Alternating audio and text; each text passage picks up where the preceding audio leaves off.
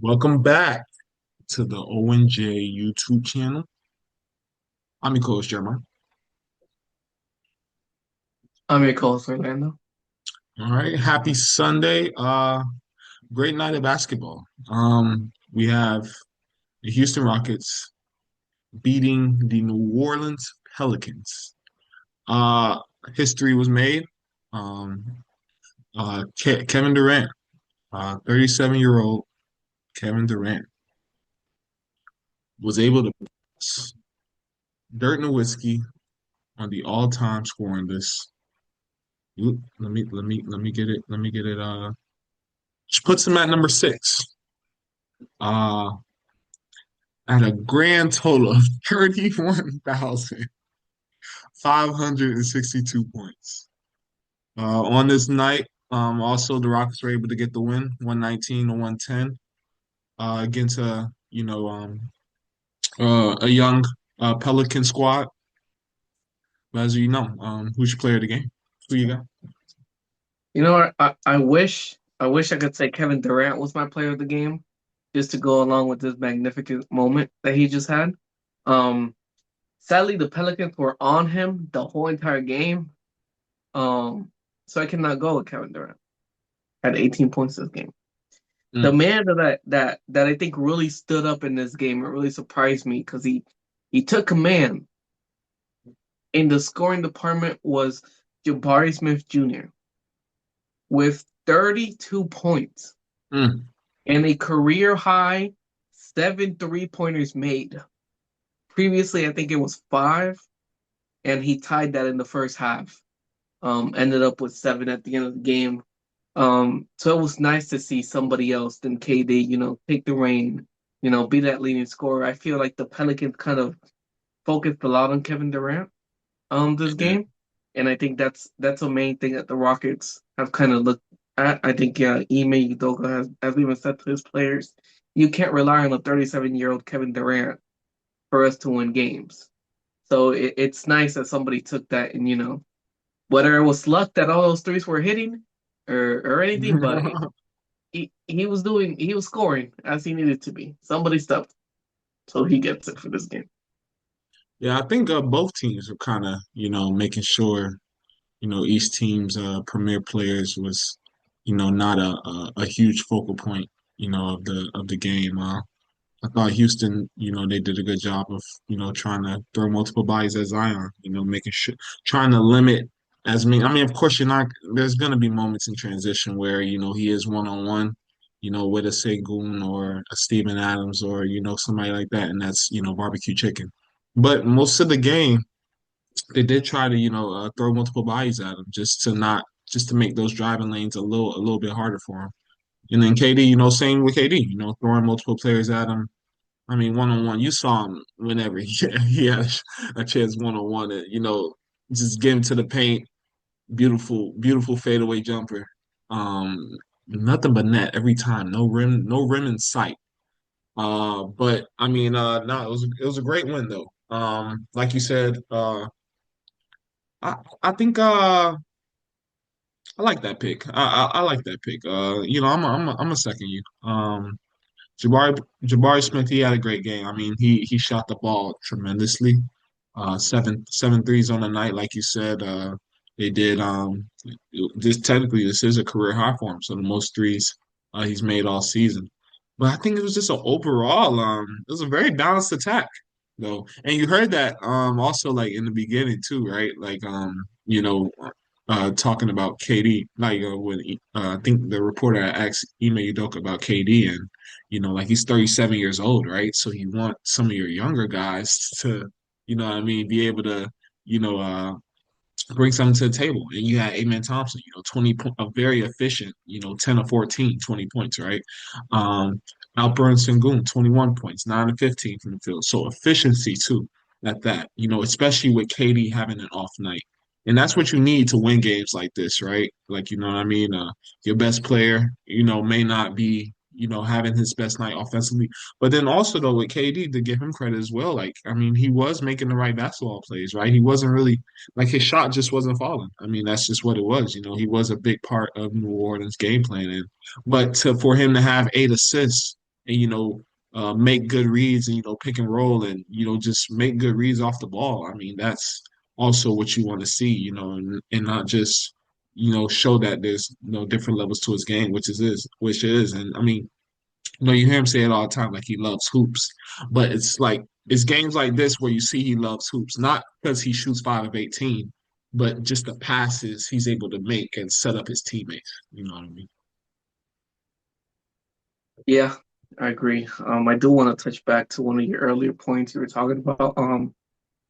They were throwing so many bodies at Zion, to try to kind of stop him. Sadly, in one of those plays, Steven Adams did go down. It looked like he had a leg, maybe lower leg foot injury. I don't think they've released yet at the time of this video. I don't think they've released what it actually is. Um, so sadly, hopefully it's not a long-term one because I really Steven Adams, I like Steven Adams, and I think Steven Adams it's a very important piece to the Rockets. Just because that interior defense that he brings is very important for them. Did you see those passes he was making out of high posts? Like my God. I mean I knew he was a good player, but like he's a great passer for a side. Like to have two great passing bigs in your lineup is that's a cheat. That's like the ultimate cheat code. People, Like I feel it's like Steven Adams very underrated in a lot of people's radars, I feel like, but he's like one of those like low key, very important pieces to every single team that he's been in. Just because he brings that defense that every team needs. yeah, Like you just said, an underrated passer, and not just also the locker room presence that he brings.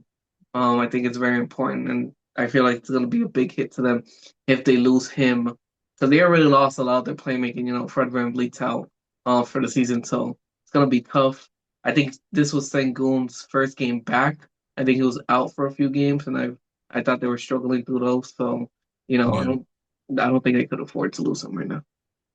Yeah, I mean, I think to have just four guys, you have Thompson, Sengun, Adams, Kevin Durant, like have four guys that could play make. I think it just opens up your offense like so much more. Like it's so many different options, so many different guys you could play through. You know what I mean? And trust. And I just love Amen just because I mean his ability to just play off the ball. Like he's gonna find ways to, impact the team offensively. It doesn't like he doesn't have to just be an on ball, creator. You know what I mean? Like he could send that dunker spot.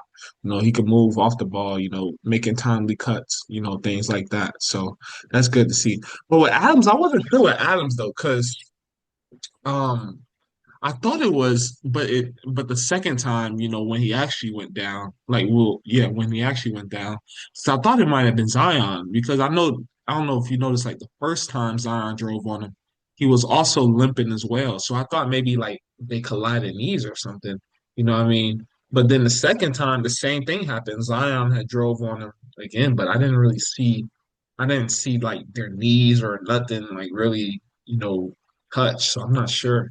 So yeah, that's a scary injury because you don't really see, and then like you don't really hear the reporters say like, or the commentators say like, oh, it was this, it was that. Like they just say, you just hear them say lower leg, so you don't really know.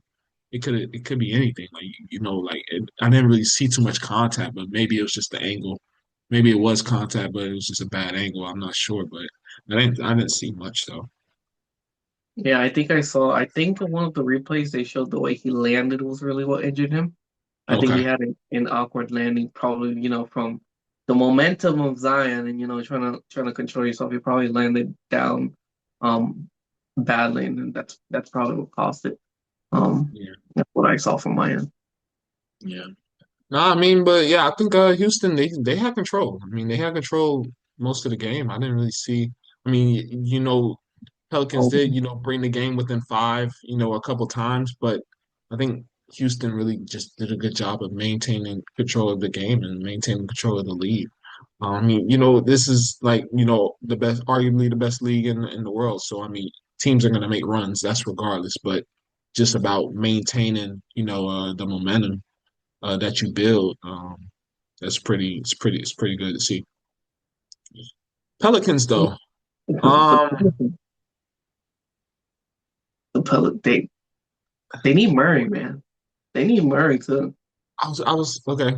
Talk about that, and then I'll bring up something after that. I just feel like they need his presence. I think they need a guard, honestly, to control I'm gonna everything. be honest. I forgot he was on the team. I'm gonna be honest. I was, bro, you don't want to see what's in my notes. I literally typed in my notes. Alvarado, only PG on the roster. I totally forgot about I Murray. mean, he's out too. He's out too. He's out to his game. So Bro, I don't hear Murray get talked about at all. What the heck? he's out. He has to. What is Does it? he have an Achilles? Achilles and he has a Something really he has a really bad injury that he hasn't been able to play at all this season. So like cause bro, they don't talk about him at all. Like at all. Like you don't hear oh the man, once they commentator, get Murray back, like they're gonna be, you know what I mean? Like you don't hear none of that at all. Like yeah, you don't hear nothing. yeah. But they need him. I Oh, mean, well, what happened? yeah. What do you think? Oh no, yeah. I don't think he well, hold on. Oh, well, yeah, you're right. Yeah, it was last January. Yeah, for his Achilles. January. Yeah, That's yeah. January, so he's I been mean, out that's for a year now. Achilles are tough, right? Like those take a Yeah, little. Yeah, yeah, yeah. But you could see though they need a floor general. Um, badly, badly. like I mean I hope Aldorado's able to provide like some type of solace for that, but I mean, like you said, they do need Murray. They just need somebody. It's just a lot. It's just no organization. It's just no structure. Uh, I think. I mean, Trey Murphy does have the talent to, create on the ball and things like that, but I don't know if that's like the most efficient for what he brings to the table. You know what I mean? And like what you utilize him. And I don't know if you really want your number one guy, on the ball a lot too much. Like I think there should be ways for him to get set up. You know what I mean? And you know, and I don't really see Zion like being that kind of guy to run the offense, and I don't really know if he ever was meant to be that. You know what I mean? Like he's just like give me the ball and I'm gonna make something happen. You know what I mean? I'm gonna get to that rack. And I mean Fears is young, so and I feel like he has a lot to learn, in terms of how to run a team. You know what I mean? I mean, at Oklahoma, he was really just the bona fide scorer. Like here, take this ball and try to make it work offensively. You know what I mean? And just put that ball in the basket, which is what he did. But now, I mean, you got Zion Williamson on your team, 20-point scorer. You got Trey Murphy on your team, 20-point scorer. I mean, Sadiq Bey could go off at any night. Derek Queen has emerged. You know what I mean? So you got like that's four guys right there, who may take those shots that you were getting from Oklahoma. So how do you adjust to kind of run to get those guys set up, I mean, while also, looking for your shot as well. So I mean, and that's not easy to learn, especially in, I mean, one NBA season, I mean, so that's, tough for him. That's probably a adjustment for him, just, being used to, having the ball and being able to like to go sick a couple months ago, could, score at will and take whatever shot I want to, having to sit back.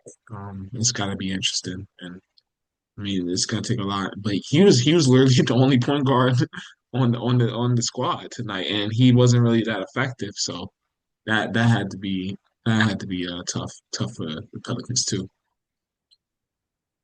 How do you feel about Poole? Poole's another guy that's on this team.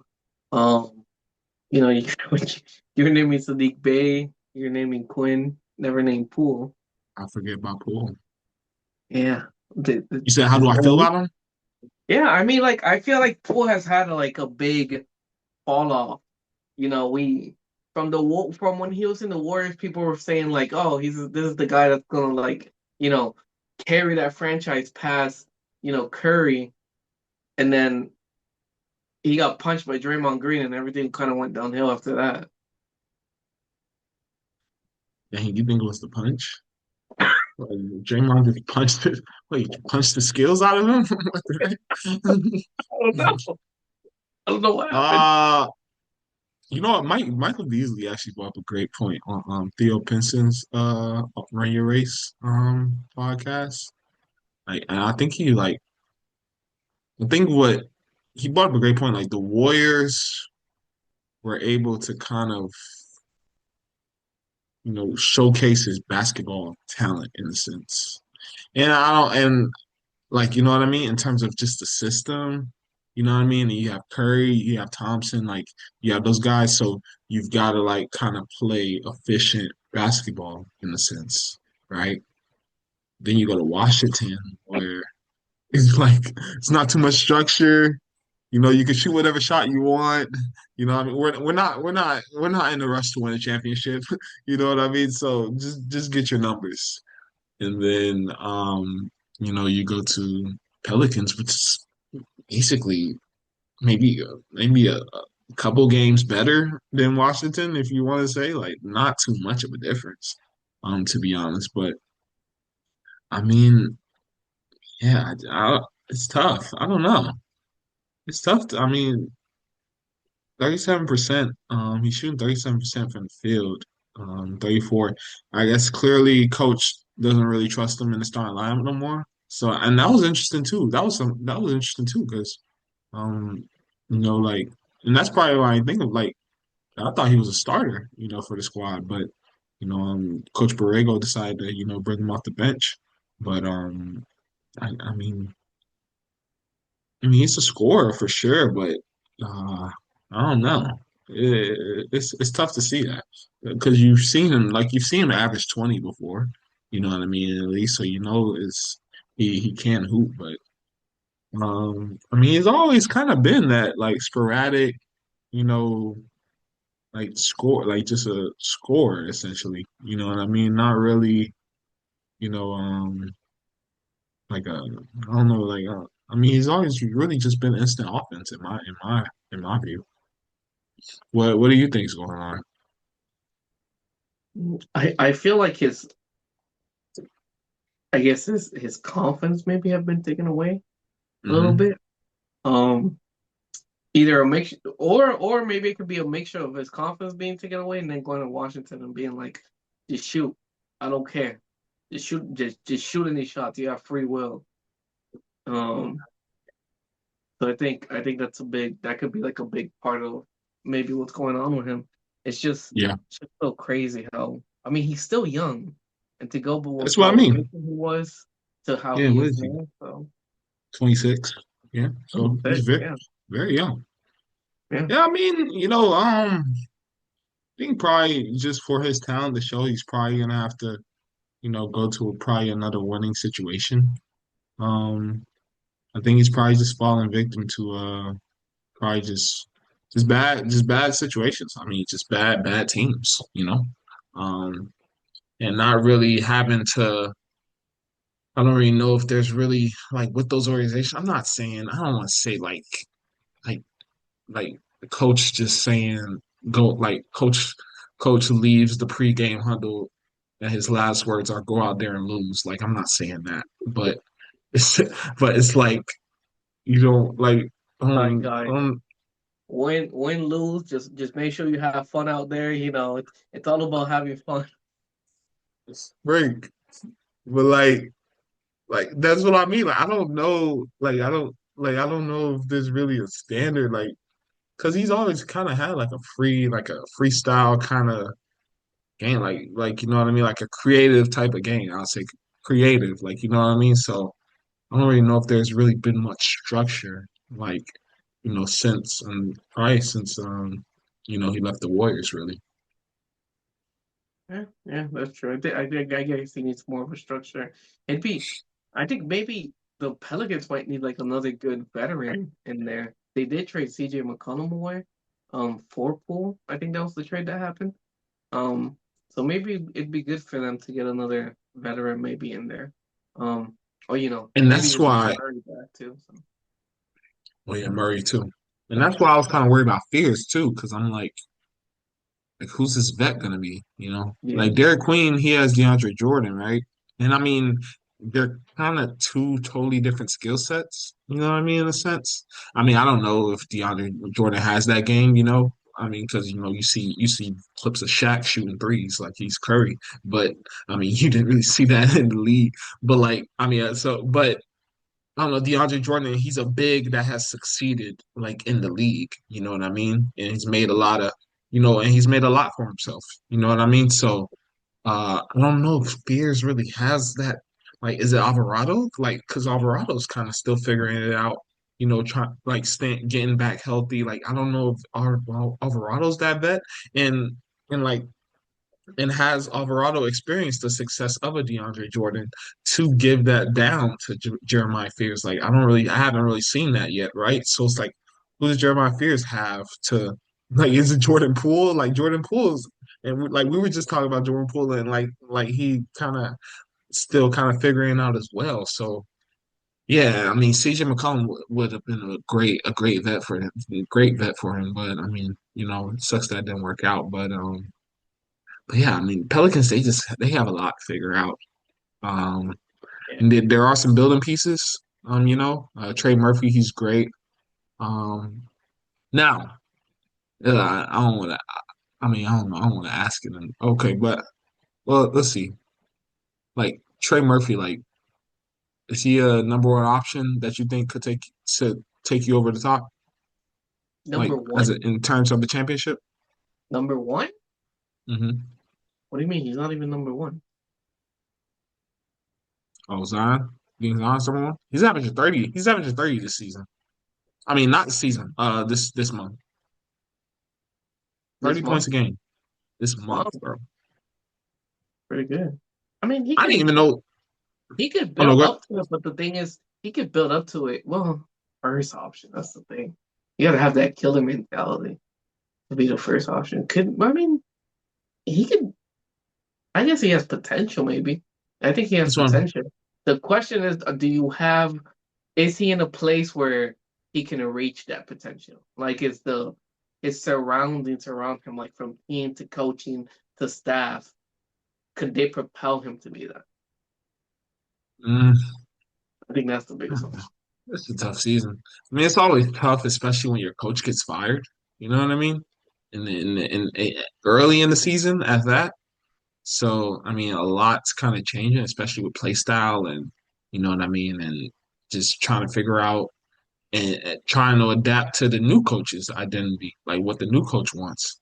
Um, So like that to answer that question of like, does he have everything around him? I don't know.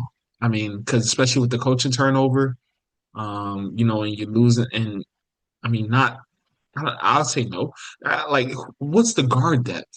Like, who's the guard? Who are the guard? Not depth, but who are the guard vets? Like, who are nurturing the guards? Like, you know what I Right. mean? Like I don't. I think that's key. Yeah. You like who like a Jeff Green or like I don't know like it's a lot like you need somebody in that locker room. You know what I mean? I'm tired of seeing videos of Zion. Just I'm tired, bro.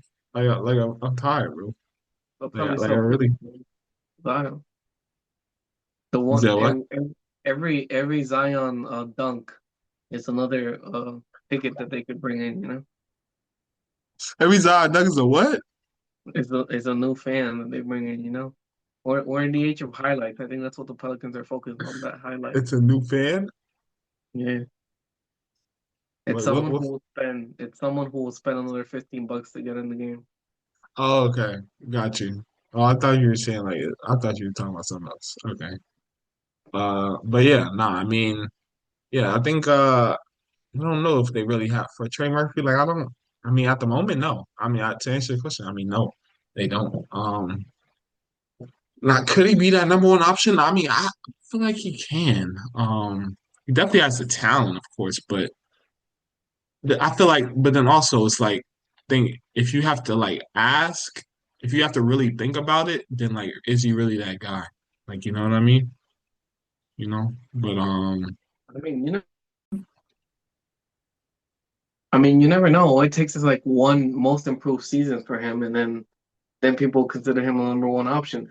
Larry Markkinen went from like averaging like what, like 10 or 15 over with the Cavs to being the number one option now with the Jazz. So, I mean, like it could happen. But are they winning a champ? Are the Jazz winning a championship though? What lawyer is Lawyer I mean, Marketing is those Lawyer are Marketing completely leading them to the different skill championship? sets. Murray can No, guard. Larry is, Markkinen Law- can is Lawyer Marketing leading them to the championship? Is the question. no, no, We know no. we That was we just know the dang first one well that he's came not. to my mind. Okay, but like I mean, What was I saying? okay, Jimmy but you're Butler. saying okay, ooh, okay. I got I'm a maybe I mean not to combat you too much, but like okay. So you bring that up. I don't know why I love that you brought up the whole building around it. It like brought up a lot of questions. But now you saying maybe they need to support him in terms of now correct me if I'm wrong if I'm misconstruing your words, in terms of coaching, in terms of teammates, in terms of veteran leadership. Now, if he's really that guy, do you need to even do all that? If he's that guy, does he really need all that? Like just food for thought. Like Well, I think there's okay. I feel like there's technically three paths to being a number one option. talk about it. Path number one is you are a generational talent. You're gifted. You know, those are like your LeBron's is gifted. Since he came out the womb, he was going to be a number one option type of dude, right? AJ DeBanster. You have your dudes who come out with that Kobe Mamba mentality. That's like I'm gonna go out there and I'm gonna become the number one option. You know, I'm gonna push this team. And I think there's dudes that you kind of mold into a number one option. People, these are the guys that have that potential, but you just gotta unlock the potential. Okay. That's how I So see it. so which one you think so which one you see him falling in? That third level? That third one, you gotta really unlock that potential in there. Do you think there's enough patience though for that? You know, and like because you hear a lot of I mean not I don't want to say I don't think microwave success applies to this scenario, but what's the word? Like well I think yeah, maybe microwave. Like it's the patience of development. Like patience with coaching. Like you know what I mean? Like even in the NFL, like sometimes you'll see a coach fired after one season. You know what I mean? Like it's their first season, and it may not have been the best record, but like, dang, I just got here. Like, let me like let's try to see the vision through. You know what I mean? Like, is there enough patience for that third option to where like, you know what I mean? Like, let's try to, you know what I mean, build around him. Let's try to get the right coaches around him. Like, let's try to like, is there enough patience from a fan base and like from NBA just fan like culture in general to even see that process through? Now, if you're talking in general, I Hmm. think there are teams who do have that patience to develop players like that. If you're asking about the Pelicans, I don't think the Pelicans have that patience because the Pelicans haven't won anything. And you look at this roster and you're since they've drafted Zion, I don't think they've done anything significant. And then I think the fans are at that point where like, what are we doing now? Like it's getting to that point with the Pelicans. So I don't think the Pelicans have it, but in general, I feel like teams do have that. Mm. No, that's real. Yeah, because I mean it's tough, right? Because like I like listening to you talk about Zion and stuff. Like I instantly go back to his draft. I don't know what was it, 2019? Yeah, maybe I don't know, 2019, something like that, or 2019, 2020, something. But yeah, his draft, right? And you know, David Griffin was like a big active person, like in the media, you know, because of course people want to know, like and the media wants to know, like, what is your plan for this physical specimen? Like, you know what I mean? Like Physical we have, stuff. like physical specimen, bro. Like what jumping out the gym, bro, and built like Lawrence Taylor. Like, come on, bro. Like physical, like this physical dude. Like, what is your plan for him? Oh, like we got the chefs, on deck.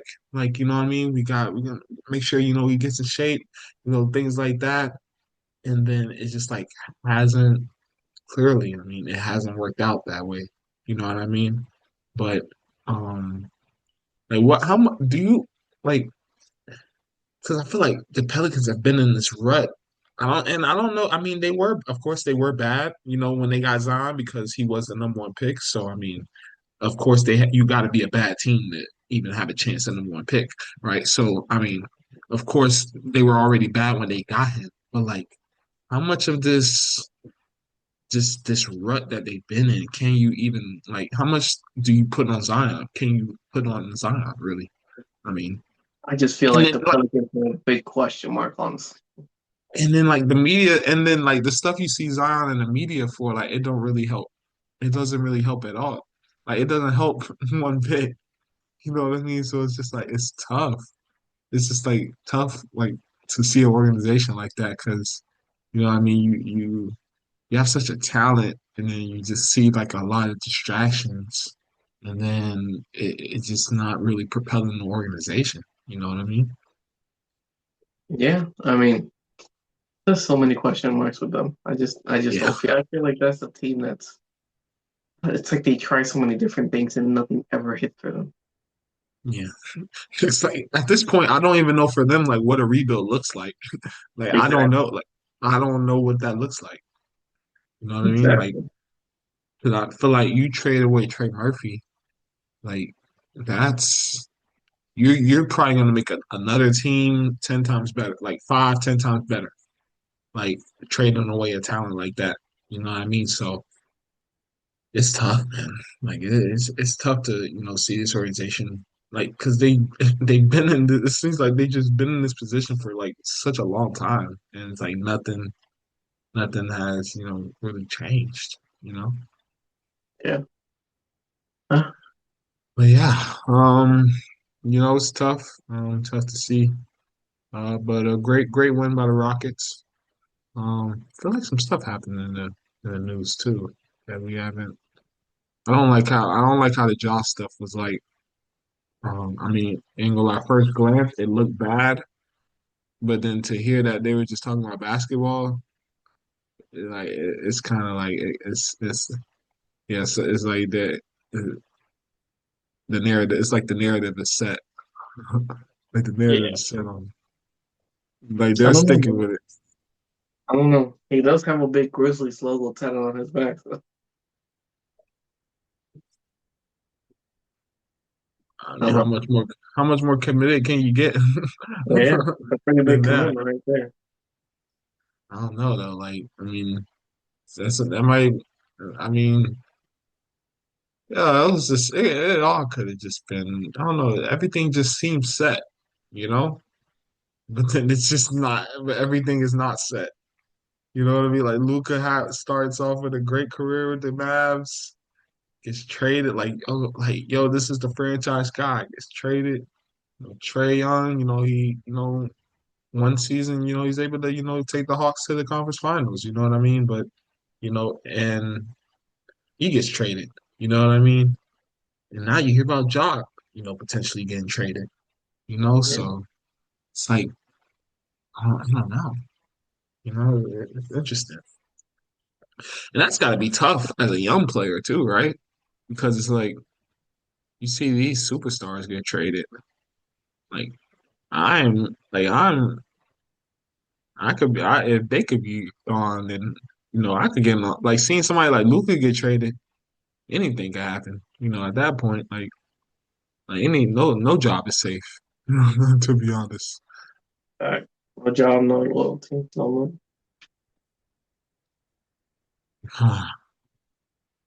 Where do you think he's going though? Where you see him going? First of all, do you even see him getting traded? To be honest, that's the first question. Didn't they say the Miami Heat were interested? Yeah, Isn't that the number one thing they said it that was seems like a interested? done deal at this point. I don't know. And how you think he's gonna cover up the Grizzlies with the Heat? And then if he gets traded from the Heat, cover that Heat up with a logo. Wait, you said say that again? That tattoo that he has with the Grizzlies logo, you think he's gonna cover it up with the Heat? Cover it And up keep with it. covering it up with different logo? At this point, you got to. That's wild. That's a wild. That's different though. Now that I think about that, is different to tattoo your team logo on you. Yeah. That's not. It's not normal. It's not normal at all.